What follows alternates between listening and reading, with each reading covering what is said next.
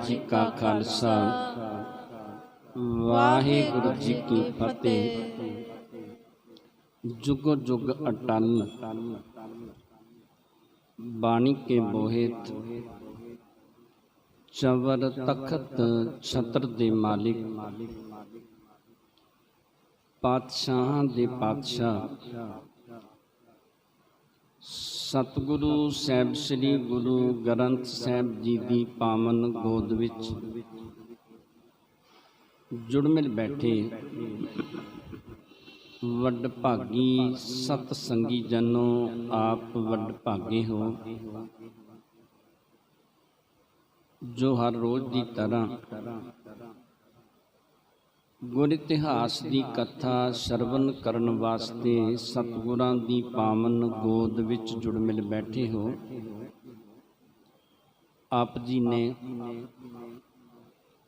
इस तो पहले प्रसंग दे भी श्रवण कीता है। सतगुरु साहिब श्री गुरु हरगोबिंद पातशाह ने जिस वेले भाई गुरदास जी तो चोला नगर जिहड़ा उहदी कथा श्रवण करनी कीती। सतगुरु जी ने भाई गुरदास जी ने दसना किया कि सतगुरु जी सतगुरु साहिब श्री गुरु अर्जन देव जी पातशाह दी नगर वालियां ने बड़ी सेवा की। सतगुरु जी बड़े खुश होए, बड़े प्रसन्न होए ते सतगुरां ने बचन किया कि नगर का नाम की है। नगर वालियां ने दस्या कि इहदा नाम भैणी है। सतगुरु जी कहन लगे कि इहदा नाम चोला होया। एक जिमीदार सी, उन्हें सतगुरु जी के बचन उल्टाने कीते। कहन लग्या कि नाम भैणी है, चोला किवें हो सकदा है। सतगुरु जी ने फिर बचन कीते, इन्हें फिर उल्टा दिते। तीजी वारी फिर सतगुरु जी ने बचन कीते, जिमीदार ने फिर उल्टा दिते। ते सतगुरु साहिब श्री गुरु अर्जन देव जी पातशाह कहन लगे कि यह कमला है। तो कहते बस सतगुरु जी के बचन सुनते ही वह कमला हो जाता है। सतगुरु साहिब श्री गुरु अर्जन देव जी पातशाह के चरणों के विच नगर वालियां ने पंच ने बेनती की कि सतगुरु जी कृपा करो, ये तुहानू सतगुरु जी तुहाडी महिमा नहीं जानदा। सतगुरु जी ने बचन किए कि इन्हां दे परिवार दे विचों एक जरूर कमला होया करेगा। कदी कमल हो जाया करेगा ते कदी ठीक हो जाया करेगा। ये बचन सतगुरु साहिब श्री गुरु अर्जन देव जी पातशाह ने किए। पंच ने उस वेले हाथ जोड़ के बेनती की, सतगुरु जी जदों असी मामला तारन वास्ते जावांगे दिल्ली दे विच ते उत्थे असी की नाम लेना करिए। फिर सतगुरु साहिब श्री गुरु अर्जन देव जी पातशाह ने समझाया, कहन लगे कि उत्थे भी तुसी चोला नाम ही लेना करियो। ते उस वेले थोड़े दिनों तो बाद जदों ये मामला तारन वास्ते जाते हैं, उत्थे जाके जदों चोला नाम की गल करनी की, वो कहन लगे कि तू जिमीदार ते भैणी नगर दा नाम तू चोला दसदा है, की कारण कोई नगर नवां वसिया। कहते उस वेले ये कहन लग्या नहीं, मैं तो चोले नगर तो ही आया। जदों वो रजिस्टर दे विच वेखदे ने उत्थे चोला ही नाम लिखिया हुंदा है। जहांगीर बादशाह नूं दसना कीता। जहांगीर बादशाह ने होर जिहड़े कागजात सन उन्हां दे विच वेखिया, उत्थे भी चोला नाम सी। ते उस वेले ये जिमीदार नूं पुछया, ये पंच ने दसना किया कि इस तरह सतगुरु साहिब श्री गुरु अर्जन देव जी पातशाह ने बचन किए ने। कहते जहांगीर बादशाह ने नमस्कार की ते माफ़ीनामा लिखना किया। सतगुरु जी कुछ दिन इत्थे इस नगर दे विच वसदे ने। इत्थों जदों चले उस वेले पंच दे परिवार ने सतगुरु जी के परिवार की बड़ी सेवा की। ते सतगुरु जी अगे एक स्थान पर पहुँचे ने। जिस तरह भाई भाने ने सतगुरु जी के चरणों के विच बेनती की कि सतगुरु जी इस स्थान के बारे दसना करो। तो जिवें फिर सतगुरु जी दसते हैं ਤੇ ਜਿਸ ਤਰ੍ਹਾਂ ਸਤਿਗੁਰੂ ਜੀ ਭਾਈ ਹੈਮੇ ਦੇ ਕੋਲ ਪਹੁੰਚਦੇ ਨੇ, ਸੋ ਪਾਵਨ ਜਸ ਸਰਵਨ ਕਰਨ ਵਾਸਤੇ ਆਪਣੀਆਂ ਮਨ ਬਿਰਤੀਆਂ ਨੂੰ ਇਕਾਗਰ ਕਰਦੇ ਆਂ, ਸਤਿਗੁਰਾਂ ਦੇ ਚਰਨਾਂ ਦੇ ਨਾਲ ਜੁੜਦੇ ਆਂ। ਉਚਾਰਨ ਕਰੋ ਸਤਨਾਮ ਸ੍ਰੀ ਵਾਹਿਗੁਰੂ ਸਾਹਿਬ ਜੀ। ਸਤਨਾਮ ਸ੍ਰੀ ਵਾਹਿਗੁਰੂ ਸਾਹਿਬ ਜੀ। ਚੌਪਈ ਪੱਠੇ ਵਿੰਡਪੁਰ ਨਾਮ ਕਹੰਤੇ, ਖੱਤਰੀ ਬੇਦੀ ਬ੍ਰਿੰਦ ਬਸੰਤੇ। ਤੇ ਸਤਿਗੁਰੂ ਜੀ ਨੇ ਭਾਈ ਭਾਨਾ ਤੇ ਹੋਰ ਗੁਰੂ ਦੇ ਪਿਆਰ ਵਾਲੇ ਜਿਹੜੇ ਸਿੱਖ ਸਨ, ਉਹਨਾਂ ਨੂੰ ਦੱਸਿਆ ਕਿ ਇਸ ਨਗਰ ਦਾ ਨਾਮ ਸੀ ਪੱਠੀ ਵਿੰਡ, ਤੇ ਇੱਥੇ ਬੇਦੀ ਆਦਿਕ ਜਿਹੜੇ ਸਨ, ਸਤਿਗੁਰੂ ਸਾਹਿਬ ਸ੍ਰੀ ਗੁਰੂ ਨਾਨਕ ਦੇਵ ਜੀ ਪਾਤਸ਼ਾਹ ਦੀ ਕੁੱਲ ਦੇ ਨਾਲ ਸੰਬੰਧ ਰੱਖਣ ਵਾਲੇ ਉਹ ਇਸ ਨਗਰ ਦੇ ਵਿੱਚ ਲੋਕ ਵਸਦੇ ਸਨ। ਸੰਗ ਹੁਤੇ ਬਾਲਾ ਮਰਦਾਨਾ, ਸ਼੍ਰੀ ਨਾਨਕ ਆਏ ਸਥਾਨਾ। ਤੇ ਸਤਿਗੁਰੂ ਸਾਹਿਬ ਸ੍ਰੀ ਗੁਰੂ ਨਾਨਕ ਦੇਵ ਜੀ ਪਾਤਸ਼ਾਹ ਦੇ ਨਾਲ ਸਨ ਭਾਈ ਬਾਲਾ ਜੀ ਤੇ ਭਾਈ ਮਰਦਾਨਾ ਜੀ। ਸਤਿਗੁਰੂ ਜੀ ਜਦੋਂ ਇਸ ਨਗਰ ਦੇ ਵਿੱਚ ਆਏ, ਜਦੋਂ ਸਤਿਗੁਰਾਂ ਨੇ ਇਸ ਨਗਰ ਦੇ ਵਿੱਚ ਪ੍ਰਵੇਸ਼ ਕੀਤਾ, ਆਨ ਬੇਦੀਆਂ ਜਬੈ ਨਿਹਾਰੇ, ਕਰਤ ਕੁਤਰਕਨ ਬਾਕੇ ਉਚਾਰੇ। ਤੇ ਨਗਰ ਦੇ ਵਿੱਚ ਜਿਹੜੇ ਬੇਦੀ ਇਹ ਖੱਤਰੀ ਵਸਦੇ ਸਨ, ਜਦੋਂ ਇਹਨਾਂ ਨੇ ਵੇਖਿਆ ਤੇ ਇਹਨਾਂ ਨੇ ਸਤਿਗੁਰੂ ਸਾਹਿਬ ਸ੍ਰੀ ਗੁਰੂ ਨਾਨਕ ਦੇਵ ਜੀ ਪਾਤਸ਼ਾਹ ਦੇ ਨਾਲ ਬੜੀ ਤਰਕ ਕਰਨੀ ਕੀਤੀ। ਕਹਾਂ ਬੇਦੀਆਂ ਬੰਸ ਲਜਾਵਾ, ਵੇਖ ਫਕੀਰ ਕੁਰਾਹਾ ਚਲਾਵਾ। ਤੇ ਸਤਿਗੁਰੂ ਜੀ ਨੂੰ ਕਹਿਣ ਲੱਗੇ ਕਿ ਜਿਹੜੇ ਬੇਦੀਆਂ ਦੀ ਕੋਲੇ ਨਾ, ਉਹਨੂੰ ਤੂੰ ਸ਼ਰਮਸਾਰ ਕਰਨਾ ਕੀਤਾ ਹੈ। ਫਕੀਰਾਂ ਵਾਲਾ ਬਾਣਾ ਸਰੀਰ ਦੇ ਉੱਤੇ ਧਾਰਨ ਕਰ ਲਿਆ ਤੇ ਥਾਂ ਥਾਂ ਦੇ ਉੱਤੇ ਵਿਚਰਦਾ ਫਿਰਦਾ ਹੈ, ਸੰਸਾਰ ਸਥਲ ਦੇ ਵਿੱਚ ਥਾਂ ਥਾਂ ਦੇ ਉੱਤੇ ਤੂੰ ਤੁਰਿਆ ਫਿਰਦਾ ਹੈ। ਇਹ ਤੇਰੇ ਵਾਸਤੇ ਠੀਕ ਨਹੀਂ, ਇਹ ਤੇਰੇ ਵਾਸਤੇ ਚੰਗੀ ਗੱਲ ਨਹੀਂ। ਈਸਪੁਰ ਭਰਾਤਨ ਮੈਂ ਚੈਥਾਨ, ਕਰਹਿ ਪਸਾਰਨ ਦੰਭ ਮਹਾਨ। ਤੇ ਸਤਿਗੁਰੂ ਸਾਹਿਬ ਸ੍ਰੀ ਗੁਰੂ ਨਾਨਕ ਦੇਵ ਜੀ ਪਾਤਸ਼ਾਹ ਨੂੰ ਇਹ ਲੋਕ ਕਹਿਣ ਲੱਗੇ ਕਿ ਇਸ ਨਗਰ ਦੇ ਵਿੱਚ ਜਿਹੜਾ ਤੇਰਾ ਸ਼ਰੀਕ ਹੈ, ਉਹਦੇ ਵਿੱਚ ਤੂੰ ਵਸਣਾ ਚਾਹੁੰਦਾ ਹੈ, ਤੇ ਇੱਥੇ ਆ ਕੇ ਤੂੰ ਫਿਰ ਦੰਭ, ਫਿਰ ਪਖੰਡ ਜਿਹੜਾ ਉਹ ਸ਼ੁਰੂ ਕਰ ਦਵੇਂਗਾ। ਹਮ ਸ਼ਰੀਕ ਤੋ ਬਸਨ ਦਹਿ, ਜਾਓ ਅਬੈ ਨ ਪਕੜ ਉਠੈ ਹੈ।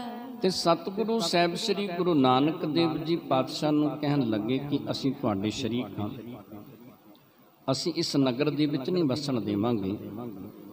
ਜੇ ਇਸ ਨਗਰ ਦੇ ਵਿੱਚੋਂ ਨਹੀਂ ਜਾਵੋਗੇ ਤੇ ਪਕੜ ਕੇ ਉਠਾ ਕੇ ਨਗਰ ਦੇ ਵਿੱਚੋਂ ਬਾਹਰ ਕੱਢ ਦੇਵਾਂਗੇ, ਪਰ ਅਸੀਂ ਇਸ ਨਗਰ ਦੇ ਵਿੱਚ ਨਹੀਂ ਵਸਣ ਦੇਵਾਂਗੇ। ਕਹਿਓ ਗੁਰੂ ਹਮ ਬਾਸ ਨ ਕਰੈ, ਕੋ ਦਿਨ ਬਸੈ ਆਨ ਥਲ ਫਿਰੈ।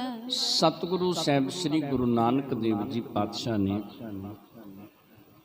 ਇਹ ਨਗਰ ਵਾਲਿਆਂ ਨੂੰ ਸਮਝਾਇਆ ਕਿ ਅਸੀਂ ਇਸ ਨਗਰ ਦੇ ਵਿੱਚ ਪੱਕੇ ਵਸਣ ਵਾਸਤੇ ਨਹੀਂ ਆਏ। ਕੁਛ ਦਿਨ ਨਗਰ ਦੇ ਵਿੱਚ ਵਸਾਂਗੇ ਤੇ ਕੁਛ ਦਿਨਾਂ ਤੋਂ ਬਾਅਦ ਅਸੀਂ ਆਪਣੇ ਹੋਰ ਕਿਸੇ ਪਾਸੇ ਚਲੇ ਜਾਵਾਂਗੇ, ਪਰ ਨਗਰ ਦੇ ਵਿੱਚ ਪੱਕਾ ਟਿਕਾਣਾ ਨਹੀਂ ਬਣਾਵਾਂਗੇ। ਨਹੀਂ ਸ਼ਰੀਕਨ ਸੰਗ ਸ਼ਰੀਕੀ, ਤਜੀ ਲਾਲਸਾ ਨਾਹਨ ਨਿਕੀ। ਤੇ ਕਹਿਣ ਲੱਗੇ ਕਿ ਸ਼ਰੀਕਾਂ ਦੇ ਨਾਲ ਸਾਡੀ ਕੋਈ ਸ਼ਰੀਕ ਪੁਣਾ ਨਹੀਂ, ਅਸੀਂ ਕੋਈ ਆਪਣੀ ਲਾਜ ਛੱਡ ਕੇ ਸੰਸਾਰ ਦੇ ਵਿੱਚ ਨਹੀਂ ਵਿਚਰਦੇ ਫਿਰਦੇ, ਅਸੀਂ ਕੋਈ ਸ਼ਰੀਕਾਂ ਦੇ ਨਾਲ ਕਿਸੇ ਤਰ੍ਹਾਂ ਦੀ ਸ਼ਰੀਕੀ ਨਹੀਂ ਕਰਦੇ। ਸੁਨ ਬੇਦੀਨ ਕੋਪ ਕਰ ਕਯੋ, ਏ ਤੋ ਵਦਾਵ ਸਬਨ ਹਮ ਲਇਓ। ਤੇ ਜਿਹੜੇ ਬੇਦੀ ਸਨ ਉਸ ਵੇਲੇ ਗੁੱਸੇ ਦੇ ਵਿੱਚ ਆ ਗਏ, ਕ੍ਰੋਧ ਦੇ ਵਿੱਚ ਆ ਕੇ ਸਤਿਗੁਰੂ ਸਾਹਿਬ ਸ੍ਰੀ ਗੁਰੂ ਨਾਨਕ ਦੇਵ ਜੀ ਪਾਤਸ਼ਾਹ ਨੂੰ ਕਹਿਣ ਲੱਗੇ ਕਿ ਇਹ ਜਿਹੜੇ ਤੇਰੇ ਦਾਵ ਨੇ ਨਾ, ਅਸੀਂ ਚੰਗੀ ਤਰ੍ਹਾਂ ਸਮਝਦੇ ਹਾਂ, ਇਹ ਜਿਹੜੀਆਂ ਤੇਰੀਆਂ ਗੱਲਾਂ ਨੇ ਇਹਨਾਂ ਨੂੰ ਅਸੀਂ ਚੰਗੀ ਤਰ੍ਹਾਂ ਜਾਣਦੇ ਹਾਂ।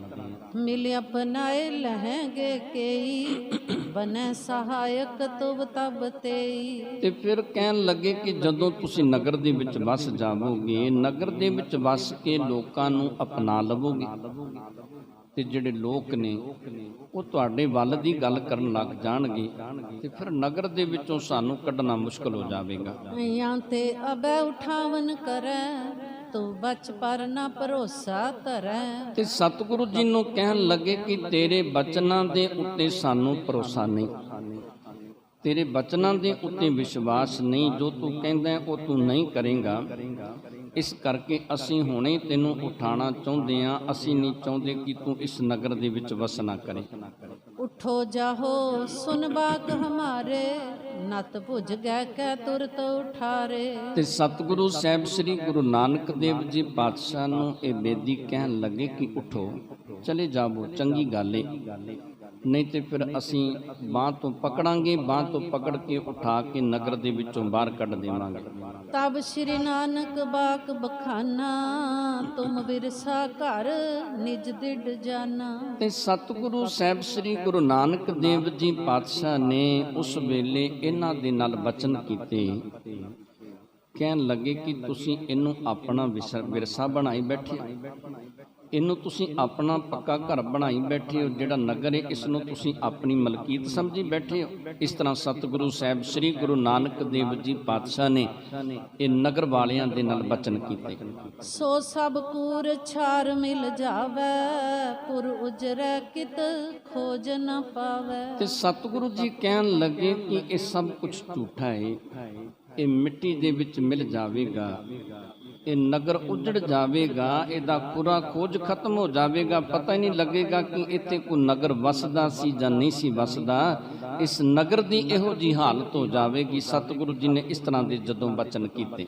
ਇਮ ਕੈ ਗਮਨ ਕੀਨ ਗੁਣ ਖਾਨੇ, ਸ਼੍ਰੀ ਨਾਨਕ ਸਿੱਖਨ ਸੁਖ ਦਾਨੇ। ਤੇ ਸਤਿਗੁਰੂ ਸਾਹਿਬ ਸ੍ਰੀ ਗੁਰੂ ਨਾਨਕ ਦੇਵ ਜੀ ਪਾਤਸ਼ਾਹ ਜੋ ਆਪਣੇ ਸਿੱਖਾਂ ਨੂੰ ਸੁਖ ਦੇਣ ਵਾਲੇ ਨੇ, ਸਿੱਖਾਂ ਦੇ ਉੱਤੇ ਬਖਸ਼ਿਸ਼ਾਂ ਰਹਿਮਤਾਂ ਕਰਨ ਵਾਲੇ ਨੇ, ਕਹਿੰਦੇ ਐਸੇ ਸਤਿਗੁਰੂ ਸਾਹਿਬ ਸ੍ਰੀ ਗੁਰੂ ਨਾਨਕ ਦੇਵ ਜੀ ਪਾਤਸ਼ਾਹ ਨੇ ਜਦੋਂ ਇਹੋ ਜਿਹੇ ਬਚਨ ਕੀਤੇ, ਇਹਨਾਂ ਬੇਦੀਆਂ ਦੇ ਨਾਲ ਬਚਨ ਕਰਕੇ ਤੇ ਸਤਿਗੁਰੂ ਜੀ ਨਗਰ ਦੇ ਵਿੱਚੋਂ ਅੱਗੇ ਚਲੇ ਜਾਂਦੇ ਨੇ।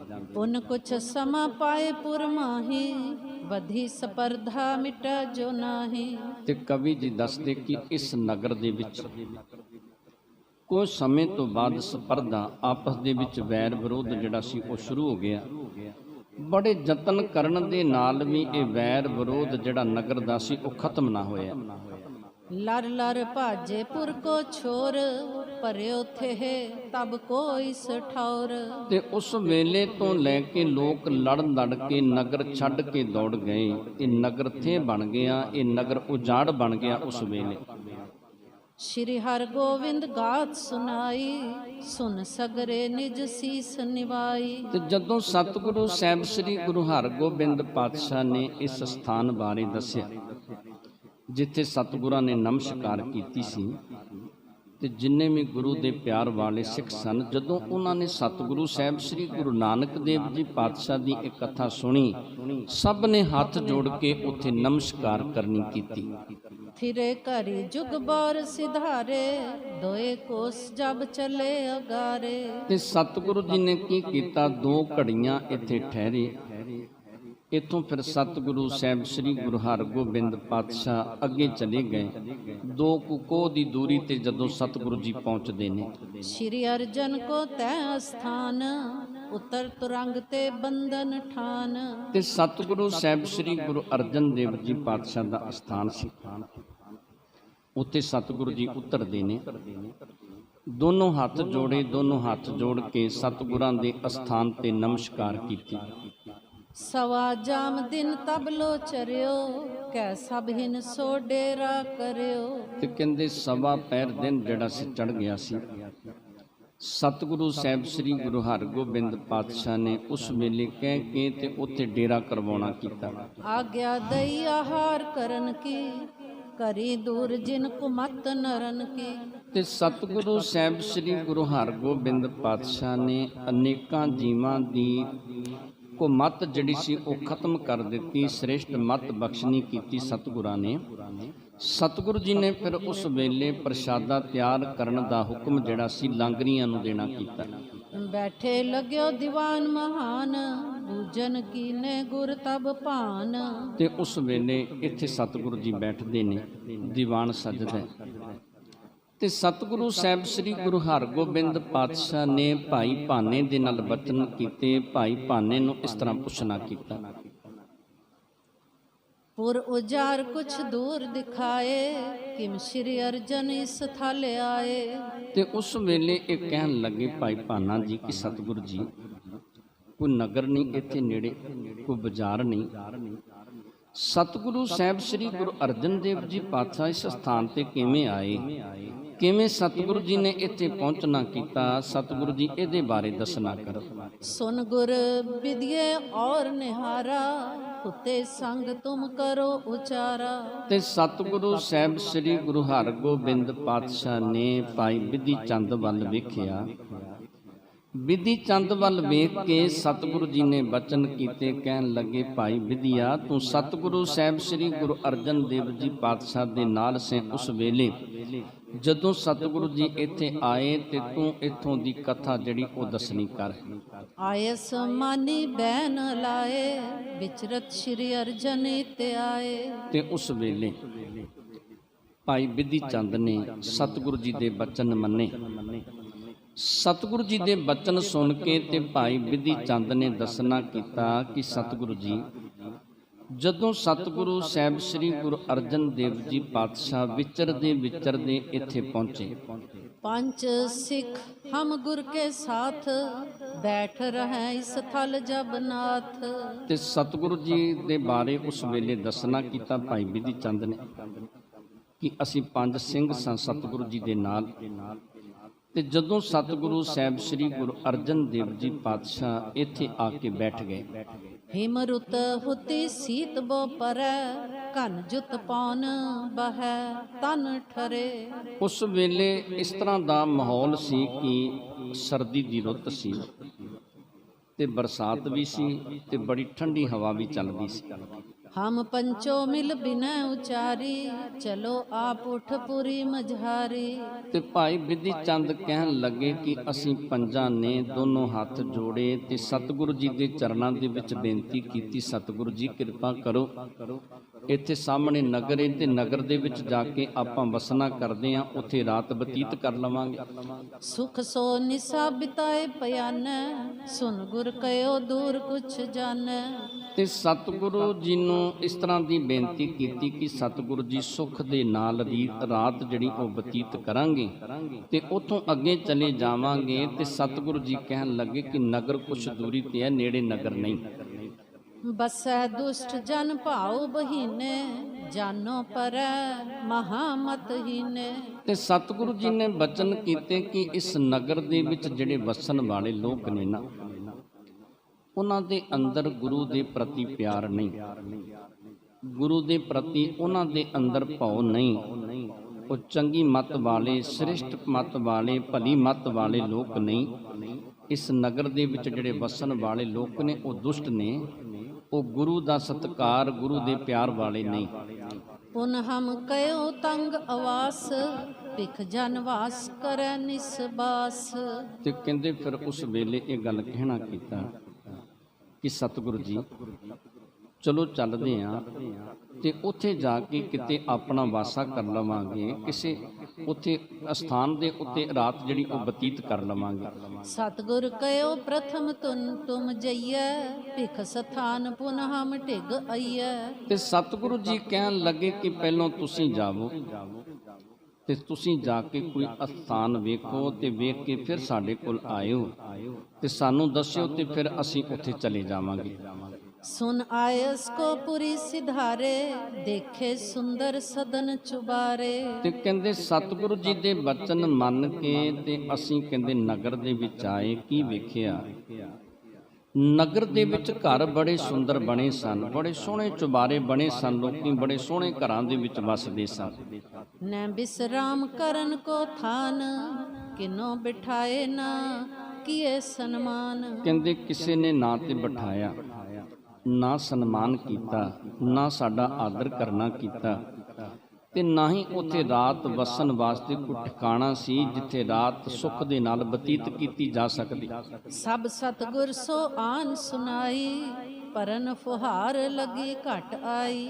ਤੇ ਕਹਿੰਦੇ ਫਿਰ ਉਸ ਵੇਲੇ ਭਾਈ ਬਿਧੀ ਚੰਦ ਜੀ ਦੱਸਦੇ ਨੇ ਕਿ ਸਤਿਗੁਰੂ ਸਾਹਿਬ ਸ੍ਰੀ ਗੁਰੂ ਅਰਜਨ ਦੇਵ ਜੀ ਪਾਤਸ਼ਾਹ ਦੇ ਚਰਨਾਂ ਦੇ ਵਿੱਚ ਆ ਕੇ ਸੁਣਾਉਣਾ ਕੀਤਾ ਕਿ ਸਤਿਗੁਰੂ ਜੀ ਇਹ ਨਗਰ ਦੇ ਵਿੱਚ ਅਮੀਰ ਲੋਕ ਵਸਦੇ ਨੇ, ਘਰ ਬੜੇ ਸੋਹਣੇ ਬਣਾਏ ਨੇ, ਪਰ ਸਾਡੇ ਵਸਣ ਵਾਸਤੇ ਕੋਈ ਥਾਂ ਨਹੀਂ। ਤੇ ਉਸ ਵੇਲੇ ਕਹਿੰਦੇ ਆਕਾਸ਼ ਦੇ ਵਿੱਚੋਂ ਬਰਸਾਤ ਹੋਣੀ ਸ਼ੁਰੂ ਹੋ ਗਈ ਤੇ ਠੰਡੀ ਹਵਾ ਜਿਹੜੀ ਸੀ ਉਹ ਚੱਲਣੀ ਸ਼ੁਰੂ ਹੋ ਜਾਂਦੀ।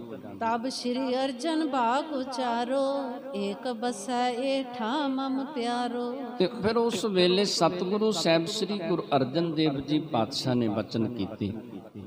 ਸਤਿਗੁਰੂ ਜੀ ਕਹਿਣ ਲੱਗੇ, ਸਿੱਖੋ ਸਾਡਾ ਇੱਥੇ ਇੱਕ ਪਿਆਰ ਵਾਲਾ ਵਸਦਾ ਹੈ, ਚਲੋ ਉਹਦੇ ਕੋਲ ਚੱਲ ਕੇ ਤੇ ਰਾਤ ਬਤੀਤ ਕਰਦੇ ਆਂ। ਤਿਸ ਟਿਗ ਬਸੋ ਮੋਹਿ ਮਨ ਭਾਇਓ, ਕਰੇ ਪ੍ਰੇਮ ਜਿਸ ਐਂਚ ਮੰਗਾਇਓ। ਤੇ ਸਤਿਗੁਰੂ ਜੀ ਕਹਿਣ ਲੱਗੇ ਕਿ ਜਿਨਨੇ ਪਿਆਰ ਦੀਆਂ ਜਿਹੜੀਆਂ ਨੇ, ਪਿਆਰ ਦੇ ਵਿੱਚ ਆ ਕੇ ਪਿਆਰ ਦੀਆਂ ਡੋਰਾਂ ਦੇ ਨਾਲ ਸਾਨੂੰ ਖਿੱਚ ਕੇ ਇੱਥੇ ਮੰਗਾਉਣਾ ਕੀਤਾ ਹੈ, ਚਲੋ ਉਹਦੇ ਕੋਲ ਜਾ ਕੇ ਵਸਦੇ ਆਂ ਤੇ ਉਹਦਾ ਪਿਆਰ ਉਹਦਾ ਪ੍ਰੇਮ ਵੇਖ ਕੇ ਉਹਦੇ ਕੋਲ ਰਾਤ ਬਤੀਤ ਕਰਨੀ ਕਰਾਂਗੇ। ਉਠ ਸਗਰੇ ਤਿਸ ਨਿਕਟ ਸਿਧਾਏ, ਭਗਨ ਛਾਪਰੀ ਪਰ ਤ੍ਰਿਣ ਛਾਏ। ਤੇ ਕੀ ਵੇਖਦੇ ਨੇ, ਸਤਿਗੁਰੂ ਸਾਹਿਬ ਸ੍ਰੀ ਗੁਰੂ ਅਰਜਨ ਦੇਵ ਜੀ ਪਾਤਸ਼ਾਹ ਉੱਠਦੇ ਨੇ, ਤੁਰ ਪੈਂਦੇ ਨੇ ਤੇ ਗੁਰਸਿੱਖ ਜਿਹੜੇ ਸਨ ਉਹ ਵੀ ਉਸ ਵੇਲੇ ਸਤਿਗੁਰੂ ਜੀ ਦੇ ਨਾਲ ਚੱਲ ਪਏ। ਤੇ ਕੀ ਵੇਖਦੇ ਨੇ ਕਿ ਇੱਕ ਛਪਰੀ ਹੈ ਜਿਹਦੀ ਛੱਤ ਵੀ ਚੰਗੀ ਤਰ੍ਹਾਂ ਨਹੀਂ, ਇੱਕ ਦਰਖਤ ਦੇ ਥੱਲੇ ਇੱਕ ਛਪਰੀ ਬਣਾਈ ਹੈ ਜਿਹਦੇ ਉੱਤੇ ਕੱਖ ਆਦਿਕ ਪਾ ਕੇ ਤੇ ਉਹਦਾ ਸਿਰ ਜਿਹੜਾ ਸੀ ਢੱਕਣਾ ਕੀਤਾ ਹੈ। ਪਰਮ ਸੰਤ ਸਿੱਖ ਹੇਮਾ ਨਾਮ, ਜੋ ਸਤ ਨਾਮ ਜਪੈ ਸਭ ਜਾਮ। ਤੇ ਸਤਿਗੁਰੂ ਜੀ ਦਾ ਸਿੱਖ ਸੀ ਭਾਈ ਹੇਮਾ, ਜਿਹੜਾ ਹਰ ਵੇਲੇ ਆਪਣੀ ਸੁਰਤ ਨੂੰ ਪਰਮੇਸ਼ਰ ਦੇ ਚਰਨਾਂ ਦੇ ਵਿੱਚ ਜੋੜ ਕੇ ਰੱਖਦਾ ਸੀ। ਹਰ ਵੇਲੇ ਵਾਹਿਗੁਰੂ ਮੰਤਰ ਦਾ ਜਾਪ ਕਰਦਾ, ਪਰਮੇਸ਼ਰ ਦੇ ਨਾਮ ਦੇ ਨਾਲ ਜੁੜਿਆ ਰਹਿੰਦਾ। ਇਹ ਗੁਰੂ ਦਾ ਸਿੱਖ ਭਾਈ ਹੇਮਾ ਸੀ। ਫਟੀ ਕਾਮਰੀ ਉਪਰ ਲੀਨ, ਪੀਸਤ ਅੰਨ ਪ੍ਰੇਮ ਮਨ ਭੀਨ। ਤੇ ਕਹਿੰਦੇ ਭਾਈ ਹੇਮਾ ਜਿਹੜਾ ਸੀ, ਅੰਨ ਜਿਹੜਾ ਸੀ ਆਪ ਪੀਸ ਕੇ ਤੇ ਫਿਰ ਉਹਦਾ ਪ੍ਰਸ਼ਾਦਾ ਆਦਿਕ ਤਿਆਰ ਕਰਦਾ ਤੇ ਉਹ ਖਾਇਆ ਕਰਦਾ। ਤੇ ਜਿਹੜਾ ਸਰੀਰ ਢੱਕਣ ਵਾਸਤੇ ਕੰਬਲੀ ਸੀ, ਕਹਿੰਦੇ ਉਹ ਵੀ ਫਟੀ ਪੁਰਾਣੀ ਸੀ, ਜਿਹਦੇ ਨਾਲ ਆਪਣੇ ਸਰੀਰ ਨੂੰ ਢੱਕਿਆ ਕਰਦਾ ਸੀ। ਦੇਖ ਸਿੱਖ ਕੋ ਭਏ ਪ੍ਰਸੰਨ, ਕਯੋ ਸੰਤ ਹਰ ਕੇ ਨਿਤ ਧਨ। ਤੇ ਸਤਿਗੁਰੂ ਸਾਹਿਬ ਸ੍ਰੀ ਗੁਰੂ ਅਰਜਨ ਦੇਵ ਜੀ ਪਾਤਸ਼ਾਹ ਜਦੋਂ ਭਾਈ ਹੇਮੇ ਨੂੰ ਵੇਖਦੇ ਨੇ ਨਾ, ਵੇਖ ਕੇ ਸਤਿਗੁਰੂ ਜੀ ਬੜੇ ਪ੍ਰਸੰਨ ਹੋਏ। ਕਹਿਣ ਲੱਗੇ ਕਿ ਪਰਮੇਸ਼ਰ ਦੇ ਪਿਆਰ ਵਾਲੇ ਸੰਤ ਜਨ ਜਿਹੜੇ ਨੇ ਉਹ ਧਨਤਾ ਦੇ ਯੋਗ ਨੇ, ਉਹ ਧਨ ਨੇ ਜਿਹੜੇ ਪਰਮੇਸ਼ਰ ਦੀ ਬੰਦਗੀ ਕਰਦੇ ਨੇ, ਜਿਹੜੇ ਪਰਮੇਸ਼ਰ ਦੇ ਨਾਮ ਦੇ ਨਾਲ ਜੁੜੇ ਨੇ। ਭਏ ਛਾਪਰੀ ਬਿਖੈ ਪ੍ਰਵੇਸ਼, ਹੇਮਾ ਹੇਰਤ ਹਰਖ ਵਿਸ਼ੇਸ਼। ਤੇ ਸਤਿਗੁਰੂ ਜੀ ਨੇ ਇਸ ਛਪਰੀ ਦੇ ਅੰਦਰ ਪ੍ਰਵੇਸ਼ ਕਰਨਾ ਕੀਤਾ ਤੇ ਭਾਈ ਹੇਮਾ ਵੇਖ ਕੇ ਬੜਾ ਖੁਸ਼ ਹੋਇਆ, ਬੜਾ ਪ੍ਰਸੰਨ ਹੋਇਆ ਕਿ ਮੇਰੇ ਘਰ ਦੇ ਵਿੱਚ ਸਤਿਗੁਰੂ ਸਾਹਿਬ ਸ੍ਰੀ ਗੁਰੂ ਅਰਜਨ ਦੇਵ ਜੀ ਪਾਤਸ਼ਾਹ ਪਹੁੰਚੇ ਨੇ। ਉਠ ਗੁਰ ਕੇ ਪਾਇਨ ਲਪਟਾਇਓ, ਡਾਰ ਕਾਮਰੀ ਤਰੈ ਬਿਠਾਇਓ। ਤੇ ਸਤਿਗੁਰੂ ਸਾਹਿਬ ਸ੍ਰੀ ਗੁਰੂ ਅਰਜਨ ਦੇਵ ਜੀ ਪਾਤਸ਼ਾਹ ਦੇ ਚਰਨਾਂ ਤੇ ਢਹਿ ਪਿਆ ਭਾਈ ਹੇਮਾ ਉੱਠ ਕੇ। ਤੇ ਜਿਹੜੀ ਇਹਦੇ ਕੋਲ ਕੰਬਲੀ ਸੀ ਨਾ, ਉਹ ਉਹਨੇ ਵਿਛਾਈ ਧਰਤੀ ਤੇ ਸਤਿਗੁਰੂ ਸਾਹਿਬ ਸ੍ਰੀ ਗੁਰੂ ਅਰਜਨ ਦੇਵ ਜੀ ਪਾਤਸ਼ਾਹ ਨੂੰ ਉਸ ਕੰਬਲੀ ਦੇ ਉੱਤੇ ਬਿਠਾਉਣਾ ਕੀਤਾ। ਪਗ ਪਖਾਰ ਚਰਨਾਮ੍ਰਿਤ ਲੀਨੋ, ਦਰਸ਼ਨ ਕਰਤ ਆਨੰਦ ਮਨ ਭੀਨੋ। ਤੇ ਸਤਿਗੁਰੂ ਜੀ ਦੇ ਚਰਨ ਧੋਤੇ, ਸਤਿਗੁਰੂ ਜੀ ਦੇ ਚਰਨ ਧੋ ਕੇ ਇਹਨੇ ਚਰਨਾ ਅੰਮ੍ਰਿਤ ਲਿਆ ਤੇ ਸਤਿਗੁਰੂ ਸਾਹਿਬ ਸ੍ਰੀ ਗੁਰੂ ਅਰਜਨ ਦੇਵ ਜੀ ਪਾਤਸ਼ਾਹ ਦੀ ਸੇਵਾ ਦੇ ਵਿੱਚ ਭਾਈ ਹੇਮਾ ਲੱਗ ਜਾਂਦਾ ਹੈ। ਜਾਚਿਓ ਅੰਨ ਸੰਚ ਜੋ ਧਰਿਓ, ਪੀਸ ਪਕਾਏ ਆਹਾਰ ਸੋ ਕਰਿਓ। ਤੇ ਭਾਈ ਹੇਮੇ ਨੇ ਜਿਹੜਾ ਅੰਨ ਜਿਹੜਾ ਮੰਗ ਕੇ ਲਿਆਂਦਾ ਸੀ ਉਹਨੂੰ ਪੀਸ ਕੇ ਤੇ ਭਾਈ ਹੇਮੇ ਨੇ ਪ੍ਰਸ਼ਾਦਾ ਤਿਆਰ ਕਰਨਾ ਕੀਤਾ। ਤੇ ਜਦੋਂ ਪ੍ਰਸ਼ਾਦਾ ਤਿਆਰ ਹੋ ਜਾਂਦਾ, ਬਿਨੈ ਭਨੀ ਗੁਰ ਕੋ ਅਚਵਾਇਓ, ਹਮਕੋ ਦੀਨ ਸਕਲ ਤਬ ਖਾਇਓ। ਤੇ ਫਿਰ ਕਹਿੰਦੇ ਭਾਈ ਵਿਧੀ ਚੰਦ ਦੱਸਦੇ ਨੇ ਕਿ ਸਤਿਗੁਰੂ ਜੀ ਦੇ ਚਰਨਾਂ ਦੇ ਵਿੱਚ ਭਾਈ ਹੇਮੇ ਨੇ ਅਰਦਾਸ ਕੀਤੀ, ਬੇਨਤੀ ਕੀਤੀ, ਪ੍ਰਸ਼ਾਦਾ ਸਤਿਗੁਰੂ ਜੀ ਨੂੰ ਛਕਾਇਆ। ਤੇ ਅਸੀਂ ਜਿਹੜੇ 5 ਜਾਣੇ ਸਾਂ, ਸਾਨੂੰ ਵੀ ਉਸ ਵੇਲੇ ਭਾਈ ਹੇਮੇ ਨੇ ਬੜੇ ਪਿਆਰ ਦੇ ਵਿੱਚ ਪ੍ਰਸ਼ਾਦਾ ਛਕਾਉਣਾ ਕੀਤਾ। ਸ਼ੀਤ ਪ੍ਰਸਾਦ ਤਾਹੇ ਪੁਨ ਲੀਨਾ, ਧਰੇ ਪ੍ਰੇਮ ਤਿਨ ਖਾਵਨ ਕੀਨਾ। ਤੇ ਸਤਿਗੁਰੂ ਜੀ ਦਾ ਸ਼ੀਤ ਪ੍ਰਸਾਦ ਜਿਹੜਾ ਸੀ ਉਹ ਭਾਈ ਹੇਮੇ ਨੇ ਸਤਿਗੁਰੂ ਜੀ ਦੇ ਕੋਲੋਂ ਮੰਗ ਕੇ ਲੈਣਾ ਕੀਤਾ। ਤੇ ਸਤਿਗੁਰੂ ਜੀ ਦਾ ਸ਼ੀਤ ਪ੍ਰਸਾਦ ਭਾਈ ਹੇਮੇ ਨੇ ਛਕਣਾ ਕੀਤਾ। ਗੁਰੂ ਚਰਨ ਚਾਂਪਤ ਗੁਣ ਗਾਵਤ, ਕਰੀ ਕਿਰਪਾ ਮੋਹ ਪਰ ਹਰ ਖਾਵਤ। ਤੇ ਸਤਿਗੁਰੂ ਸਾਹਿਬ ਸ੍ਰੀ ਗੁਰੂ ਅਰਜਨ ਦੇਵ ਜੀ ਪਾਤਸ਼ਾਹ ਦੇ ਚਰਨਾਂ ਦੀ ਮੁੱਠੀ ਚਾਪੀ ਕਰਦਾ ਭਾਈ ਹੇਮਾ, ਤੇ ਬੜਾ ਖੁਸ਼ ਹੈ ਭਾਈ ਹੇਮਾ। ਕਹਿਣ ਲੱਗਿਆ ਸਤਿਗੁਰੂ ਜੀ ਬੜੀ ਕਿਰਪਾ ਕੀਤੀ ਹੈ, ਇੱਕ ਗਰੀਬ ਦੇ ਘਰ ਦੇ ਵਿੱਚ ਆ ਕੇ ਉਹਦੇ ਤੇ ਤੁਸੀਂ ਇੰਨੀ ਕਿਰਪਾ ਇੰਨੀ ਬਖਸ਼ਿਸ਼ ਕੀਤੀ। ਸਤਿਗੁਰੂ ਜੀ ਮੇਰੇ ਘਰ ਦੇ ਵਿੱਚ ਆ ਕੇ ਤੁਸੀਂ ਮੈਨੂੰ ਦਰਸ਼ਨ ਬਖਸ਼ਿਸ਼ ਕੀਤੇ ਨੇ। ਰਾਗ ਸੁਹੀ ਮਹੱਲਾ ਪੰਜਵਾਂ, ਭਲੀ ਸੁਹਾਵੀ ਛਾਪਰੀ ਜਾ ਮੈਂ ਗੁਣ ਗਾਏ। ਤੇ ਫਿਰ ਉਸ ਵੇਲੇ ਸਤਿਗੁਰੂ ਸਾਹਿਬ ਸ੍ਰੀ ਗੁਰੂ ਅਰਜਨ ਦੇਵ ਜੀ ਪਾਤਸ਼ਾਹ ਨੇ ਸੂਹੀ ਰਾਗਣੀ ਦੇ ਵਿੱਚ ਸ਼ਬਦ ਉਚਾਰਨ ਕੀਤਾ ਕਿ ਉਹ ਛਪਰੀ ਭਲੀ ਹੈ, ਜਿਹਦੇ ਵਿੱਚ ਪਰਮੇਸ਼ਰ ਦੇ ਗੁਣ ਗਾਏ ਜਾਂਦੇ ਨੇ, ਜਿੱਥੇ ਪਰਮੇਸ਼ਰ ਦੀਆਂ ਵਡਿਆਈਆਂ ਕੀਤੀਆਂ ਜਾਂਦੀਆਂ ਨੇ। ਕਿਤ ਹੀ ਕਾਮ ਨ ਧੌਲ ਹਰ, ਜਿਤ ਹਰ ਬਿਸਰਾਏ। ਤੇ ਸਤਿਗੁਰੂ ਜੀ ਕਹਿਣ ਲੱਗੇ ਕਿ ਉਹ ਧੌਲ ਹਰ ਵੱਡੇ ਵੱਡੇ ਮਹਿਲ ਮੁਨਾਰੇ ਜਿਹੜੇ ਨੇ ਉਹ ਕਿਸੇ ਵੀ ਕੰਮ ਨਹੀਂ, ਜਿਨ੍ਹਾਂ ਦੇ ਵਿੱਚ ਬੈਠ ਕੇ ਪਰਮੇਸ਼ਰ ਭੁੱਲ ਜਾਵੇ, ਜਿਨ੍ਹਾਂ ਦੇ ਵਿੱਚ ਬੈਠ ਕੇ ਪਰਮੇਸ਼ਰ ਵਿਸਰ ਜਾਵੇ, ਉਹ ਮਹਿਲ ਮੁਨਾਰੇ ਉਹ ਮਾੜੀਆਂ ਜਿਹੜੀਆਂ ਨੇ ਕਿਸੇ ਕੰਮ ਨਹੀਂ। ਉਹ ਛਪਰੀ ਵੀ ਭਲੀ ਹੈ, ਉਹ ਛਪਰੀ ਵੀ ਧਨਤਾ ਦੇ ਯੋਗ ਹੈ, ਜਿਹਦੇ ਵਿੱਚ ਬੈਠ ਕੇ ਪਰਮੇਸ਼ਰ ਦੇ ਗੁਣ ਗਾਏ ਜਾਂਦੇ ਨੇ, ਪਰਮੇਸ਼ਰ ਦੀਆਂ ਵਡਿਆਈਆਂ ਕੀਤੀਆਂ ਜਾਂਦੀਆਂ ਨੇ। ਰਹਾਓ ਅਨੰਦ ਗਰੀਬੀ ਸਾਧ ਸੰਗ, ਜਿਤ ਪ੍ਰਭ ਚਿਤ ਆਏ। ਤੇ ਕਹਿਣ ਲੱਗੇ ਕਿ ਆਨੰਦ ਉੱਥੇ ਹੈ ਜਿੱਥੇ ਸਤ ਸੰਗਤ ਦੇ ਵਿੱਚ ਬੈਠ ਕੇ ਗਰੀਬੀ ਧਾਰਨ ਕਰਕੇ ਉਹਦੇ ਗੁਣ ਗਾਏ ਜਾਣ, ਉਹਦੀਆਂ ਵਡਿਆਈਆਂ ਕੀਤੀਆਂ ਜਾਣ। ਅਸਲ ਦੇ ਵਿੱਚ ਸੁੱਖ ਉੱਥੇ ਪ੍ਰਾਪਤ ਹੁੰਦਾ ਹੈ, ਆਨੰਦ ਉੱਥੇ ਪ੍ਰਾਪਤ ਹੁੰਦਾ ਹੈ। ਜਲ ਜਾਓ ਬੜਪਨਾ ਮਾਇਆ ਲਪਟਾਏ। ਸਤਿਗੁਰੂ ਜੀ ਕਹਿਣ ਲੱਗੇ ਕਿ ਇਹ ਵੱਡਾਪਨ ਜਿਹੜਾ ਇਹ ਜਲ ਜਾਵੇ, ਜਿਹੜੇ ਮਾਇਆ ਦੇ ਵਿੱਚ ਲਪਟੇ ਨੇ, ਜਿਨ੍ਹਾਂ ਨੂੰ ਮਾਇਆ ਦੀ ਮਮਤਾ ਦੇ ਵਿੱਚ ਪੈ ਕੇ ਪਰਮੇਸ਼ਰ ਭੁੱਲ ਗਿਆ ਹੈ, ਸਤਿਗੁਰੂ ਜੀ ਕਹਿਣ ਉਹ ਜਲ ਕੇ ਸਵਾਹ ਹੋ ਜਾਣ। ਪੀਸਨ ਪੀਸ ਓਢ ਕਾਮਰੀ, ਸੁਖ ਮਨ ਸੰਤੋਖ ਖਾਏ। ਤੇ ਸਤਿਗੁਰੂ ਜੀ ਕਹਿਣ ਲੱਗੇ ਕਿ ਅੰਨ ਪੀਸ ਕੇ ਖਾਣਾ ਤੇ ਇੱਕ ਫਟੀ ਜੀ ਕਮਲੀ ਦੇ ਨਾਲ ਆਪਣਾ ਗੁਜ਼ਾਰਾ ਕਰ ਲੈਣਾ।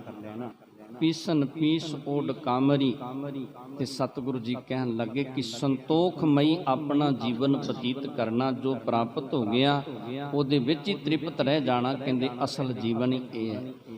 ਐਸੋ ਰਾਜ ਨ ਕਿਤੈ ਕਾਜ, ਜਿਤਨੈ ਤ੍ਰਿਪਤਾਏ। ਤੇ ਸਤਿਗੁਰੂ ਜੀ ਕਹਿਣ ਲੱਗੇ ਕਿ ਇਹੋ ਜਿਹਾ ਰਾਜ ਭਾਗ ਜਿਹੜਾ ਉਹ ਕਿਸੇ ਵੀ ਕੰਮ ਨਹੀਂ, ਜਿਸ ਰਾਜ ਭਾਗ ਨੂੰ ਪ੍ਰਾਪਤ ਕਰਕੇ ਕਦੀ ਤ੍ਰਿਪਤੀ ਨਾ ਹੋਵੇ, ਜਿੱਥੇ ਇਹੋ ਜਿਹੀ ਹਾਲਤ ਹੋਵੇ ਕਿ ਸੈਸ ਖੱਟੇ ਲਾਖੋਂ ਉਠਤਾਵੇ, ਤ੍ਰਿਪਤ ਨਾ ਆਵੇ ਮਾਇਆ ਪਾਛੇ ਪਾਵੇ। ਉਹ ਇਕੱਠਾ ਕਰਦਾ ਤੇ ਤ੍ਰਿਪਤ ਫਿਰ ਨਹੀਂ ਹੁੰਦਾ। ਸਤਿਗੁਰੂ ਜੀ ਕਹਿੰਦੇ ਇਹੋ ਜਿਹਾ ਰਾਜ ਭਾਗ ਕਿਸੇ ਵੀ ਕੰਮ ਨਹੀਂ, ਜਿਹਨੂੰ ਪ੍ਰਾਪਤ ਕਰਕੇ ਤੇ ਮਨ ਨੂੰ ਸੰਤੋਖ ਹੀ ਨਾ ਆਇਆ, ਮਨ ਰੱਜੇ ਹੀ ਨਾ, ਮਨ ਤ੍ਰਿਪਤੀ ਨਾ ਹੋਇਆ, ਉਸ ਰਾਜ ਭਾਗ ਦਾ ਕੀ ਲਾਭ? ਨਗਨ ਫਿਰਤ ਰੰਗ ਏਕ ਕੈ, ਉਹ ਸੋਭਾ ਪਾਏ। ਤੇ ਸਤਿਗੁਰੂ ਜੀ ਕਹਿਣ ਲੱਗੇ ਕਿ ਇੱਕ ਪਰਮੇਸ਼ਰ ਦੇ ਨਾਮ ਦੇ ਰੰਗ ਦੇ ਵਿੱਚ ਜਿਹੜੇ ਰੰਗੇ ਨੇ ਨਾ, ਭਾਵੇਂ ਤਨ ਦੇ ਉੱਤੇ ਕੱਪੜੇ ਹੋਣ ਜਾਂ ਨਾ ਹੋਣ, ਪਰ ਉਹਨਾਂ ਨੂੰ ਸ਼ੋਭਾ ਮਿਲਦੀ ਏ। ਉਹਨਾਂ ਨੂੰ ਦੋਨਾਂ ਲੋਕਾਂ ਦੇ, ਇਸ ਲੋਕ ਤੇ ਪਰਲੋਕ ਦੇ ਸੁੱਖ ਪ੍ਰਾਪਤ ਹੋ ਜਾਂਦੇ ਨੇ, ਜਿਹੜੇ ਪਰਮੇਸ਼ਰ ਦੇ ਨਾਮ ਦੇ ਰੰਗ ਦੇ ਵਿੱਚ ਰੰਗੇ ਜਾਂਦੇ ਨੇ। ਪਾਠ ਪਟੰਬਰ ਬਿਰਥਿਆ, ਜੇ ਰਚ ਲੋ ਭਾਏ। ਤੇ ਸਤਿਗੁਰੂ ਜੀ ਕਹਿਣ ਲੱਗੇ ਕਿ ਉਹ ਪਾਠ ਪਟੰਬਰ ਆਦਿਕ ਜਿਹੜੇ ਨੇ ਉਹ ਵਿਅਰਥ ਨੇ। ਕਹਿੰਦੇ ਜਿਨ੍ਹਾਂ ਦੇ ਵਿੱਚ ਪੈ ਕੇ ਕਹਿੰਦੇ ਮਨ ਲੋਭੀ ਬਣ ਜਾਵੇ, ਮਨ ਲੋਭੀ ਹੋਰ ਹੋ ਜਾਵੇ, ਹੋਰ ਮਨ ਦੇ ਵਿੱਚ ਲੋਭ ਆ ਜਾਵੇ, ਕਹਿਣ ਲੱਗੇ ਉਹ ਕਿਸੇ ਵੀ ਕੰਮ ਦੇ ਨਹੀਂ। ਸਭ ਕਿਛ ਤੁਮਰੇ ਹਾਥ ਪ੍ਰਭ, ਆਪ ਕਰੇ ਕਰਾਏ। ਤੇ ਫਿਰ ਸਤਿਗੁਰੂ ਜੀ ਕਹਿਣ ਲੱਗੇ ਕਿ ਇਹ ਪਰਮੇਸ਼ਰ ਸਭ ਕੁਝ ਤੇਰੇ ਹੱਥ ਦੇ ਵਿੱਚ, ਜੋ ਤੂੰ ਕਰਾਉਂਦਾ ਨਾ ਉਹ ਕੁਛ ਹੁੰਦਾ ਹੈ। ਜਿਵੇਂ ਜਿਵੇਂ ਸਤਿਗੁਰੂ ਜੀ ਕਹਿਣ ਲੱਗੇ ਪਰਮੇਸ਼ਰ ਤੂੰ ਜੀਵਾਂ ਨੂੰ ਚਲਾਉਂਦਾ ਨਾ, ਤਿਵੇਂ ਤਿਵੇਂ ਇਹ ਜੀਵ ਚੱਲਦੇ ਨੇ। ਸਾਸ ਸਾਸ ਸਿਮਰਤ ਰਹਾ, ਨਾਨਕ ਦਾਨ ਪਾਏ। ਕਹਿੰਦੇ ਕਿਰਪਾ ਕਰ ਇਹ ਦਾਨ ਬਖਸ਼, ਸਵਾਸ ਸਵਾਸ ਹਰ ਵੇਲੇ ਤੈਨੂੰ ਸਿਮਰਦਾ ਰਵਾਂ, ਤੇਰੇ ਨਾਮ ਦੇ ਨਾਲ ਜੁੜਿਆ ਰਵਾਂ। हे ਮਾਲਕ ਇਹ ਮੇਰੇ ਤੇ ਕਿਰਪਾ ਕਰਨੀ ਕਰ। ਚੌਪਈ ਜਹਾਂਗੀਰ ਕੋ ਬੜ ਉਮਰਾਓ, ਖਾਨਪੁਰਾ ਜਿਸਕੇ ਢਿਗ ਗਾਓ। ਤੇ ਕਹਿੰਦੇ ਇਹ ਜਿਹੜਾ ਨਗਰ ਸੀ ਨਾ, ਇਹ ਖਾਨਪੁਰਾ ਸੀ, ਜਹਾਂਗੀਰ ਦਾ ਉਮਰਾਵ ਸੀ, ਜਿਹਦੇ ਕੋਲ ਬੜਾ ਧਨ ਸੀ ਤੇ ਬੜੇ ਪਦਾਰਥ ਸਨ, ਉਹਨੇ ਇਹ ਨਗਰ ਵਸਾਉਣਾ ਕੀਤਾ ਸੀ।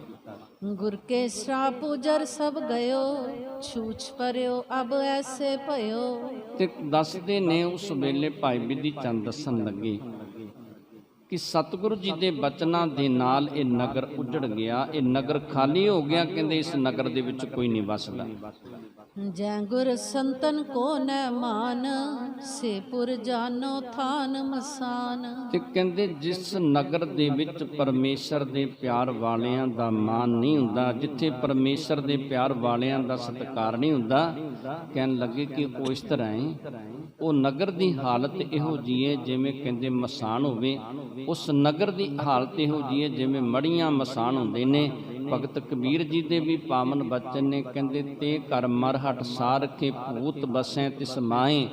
ਕਹਿੰਦੇ ਜਹ ਘਰ ਸਾਧ ਨ ਸੇਵੀਏ ਹਰ ਕੀ ਪੂਜਾ ਨਾਹੀਂ। ਕਹਿੰਦੇ ਜਿੱਥੇ ਪਰਮੇਸ਼ਰ ਦੇ ਪਿਆਰ ਵਾਲਿਆਂ ਦੀ ਸੇਵਾ ਨਹੀਂ ਹੁੰਦੀ, ਜਿੱਥੇ ਪਰਮੇਸ਼ਰ ਦਾ ਨਾਮ ਨਹੀਂ ਜਪਿਆ ਜਾਂਦਾ, ਕਹਿੰਦੇ ਉਹ ਘਰ ਕਿਹੋ ਜਿਹਾ ਹੈ। ਕਹਿੰਦੇ ਤੇ ਘਰ ਮਰਹਟ ਸਾਰਖੇ ਭੂਤ ਬਸੈ ਤਿਨ ਮਾਹੇ। ਕਹਿੰਦੇ ਉਹਨਾਂ ਘਰਾਂ ਦੇ ਵਿੱਚ ਭੂਤ ਵਸਦੇ ਨੇ। ਕਹਿੰਦੇ ਉੱਥੇ ਉਹ ਮੜੀਆਂ ਤੇ ਮਸਾਣਾ ਵਰਗੇ ਘਰ ਨੇ, ਜਿੱਥੇ ਪਰਮੇਸ਼ਰ ਦੇ ਪਿਆਰ ਵਾਲਿਆਂ ਦਾ ਸਤਿਕਾਰ ਨਹੀਂ ਹੁੰਦਾ, ਪਰਮੇਸ਼ਰ ਦੇ ਪਿਆਰ ਵਾਲਿਆਂ ਦੀ ਸੇਵਾ ਨਹੀਂ ਹੋਇਆ ਕਰਦੀ। ਕੇਤਕ ਦਿਨ ਸ਼੍ਰੀ ਅਰਜਨ ਰਹੇ, ਹੇਮੇ ਵਿਆਪੂਰਨ ਨਿਜ ਲਹੇ।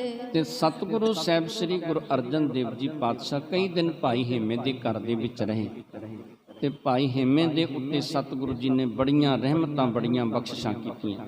ਸੁਖ ਸੋ ਪੰਚ ਭੂਤ ਤਨ ਤਿਆਗਾ, ਗੁਰਪੁਰ ਕੋ ਪਹੁੰਚਿਓ ਬੜ ਭਾਗਾ। ਤੇ ਭਾਈ ਹੇਮੇ ਦਾ ਅੰਤ ਸਮਾਂ ਜਾਣ ਕੇ ਸਤਿਗੁਰੂ ਜੀ ਨੇ ਇਹਦੇ ਕੋਲ ਕੁਝ ਸਮਾਂ ਬਤੀਤ ਕੀਤਾ ਤੇ ਕਹਿੰਦੇ ਜਦੋਂ ਇਹਨੇ ਆਪਣਾ ਸਰੀਰ ਤਿਆਗਿਆ ਨਾ, ਤੇ ਪਰਮੇਸ਼ਰ ਦੇ ਵਿੱਚ ਹੀ ਭੇਦ ਹੋ ਗਿਆ ਭਾਈ ਹੇਮਾ। ਸੁਖ ਸੋ ਪੰਚ ਭੂਤ ਤਨ ਤਿਆਗਾ, ਗੁਰਪੁਰ ਕੋ ਪਹੁੰਚਿਓ ਬੜ ਭਾਗਾ। श्री अर्जन तिसको संस्कारे, बहरो अपने सदन सिधारे। ਜਦੋਂ ਇਹਨੇ ਆਪਣਾ ਭਾਈ ਹੇਮੇ ਨੇ ਸਰੀਰ ਤਿਆਗਿਆ ਨਾ ਤੇ ਪਰਮੇਸ਼ਰ ਦੇ ਵਿੱਚ ਸਮਾ ਗਿਆ, ਇਹਦੇ ਸਰੀਰ ਦਾ ਸਤਿਗੁਰੂ ਜੀ ਨੇ ਸੰਸਕਾਰ ਕਰਵਾਉਣਾ ਕੀਤਾ। ਅੰਤਮ ਕਿਰਿਆ ਸਤਿਗੁਰੂ ਸਾਹਿਬ ਸ੍ਰੀ ਗੁਰੂ ਅਰਜਨ ਦੇਵ ਜੀ ਪਾਤਸ਼ਾਹ ਨੇ ਭਾਈ ਹੇਮੇ ਦੀ ਆਪ ਕਰਵਾਈ। कै विद्या सुन भाना साहिब, श्री गुर की असगाथ अजायब। ਤੇ ਭਾਈ ਬਿਧੀ ਚੰਦ ਜੀ ਉਸ ਵੇਲੇ ਭਾਈ ਭਾਨੇ ਨੂੰ ਕਹਿਣ ਲੱਗੇ, ਭਾਈ ਭਾਨਿਆ ਇਹੋ ਜੀਆਂ ਗਥਾਵਾਂ ਨੇ ਸਤਿਗੁਰਾਂ ਦੀਆਂ, ਇਸ ਤਰ੍ਹਾਂ ਦੇ ਚੋਜ ਸਤਿਗੁਰੂ ਸਾਹਿਬ ਸ੍ਰੀ ਗੁਰੂ ਅਰਜਨ ਦੇਵ ਜੀ ਪਾਤਸ਼ਾਹ ਨੇ ਕੀਤੇ।